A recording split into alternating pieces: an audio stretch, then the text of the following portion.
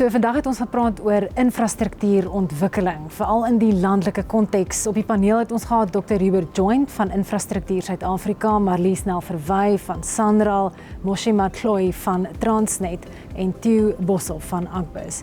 Ek dink die een ding wat infrastruktuurontwikkeling en die landbougemeenskap in gemeenheid is, hulle albei hierdie twee wêrelde besef dat tydraamwerke nie 'n korttermyn is nie. As ons kyk na infrastruktuurbeplanning, en dit is ook wat uitgekom het in die gesprek, is dat dit neem tyd. En daar's 'n rede daarvoor. Natuurlik kan 'n mens miskien bietjie die romslomp, die rooi band wat daarmee gepaard gaan soms uitdaag.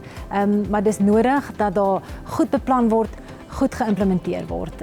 Ons het uitdagings, alle Suid-Afrikaners weet dit, met ons paaie, spoorweë, ons hawens. Dis geen geheim nie. Maar ek dink wat vir my uitgestaan het in vandag se gesprek is dat daar hoop op die horison is. Ons het baie vaardige mense wat aan die stuur van projekte sit, wat weet wat die uitdagings is, wat weet wat die oplossings is en hoe om die twee bymekaar uit te bring. Ek dink wat ons ook moet besef, en dit het ook uitgekom vandag, is daar is politieke wil om hierdie uitdagings aan te pak. Van hierdie onderwerpe is soms 'n bietjie sensitief en 'n mens kan nie alles in die openbaar deurtrap nie, maar agter die skerms weet ons dat die belangrike rolspelers met mekaar praat en dit is al wat ons in hierdie land wil hê. Dit is waaroor nasie in gesprek gaan, dat ons met mekaar praat oor die belangrike en die noodsaaklike kwessies.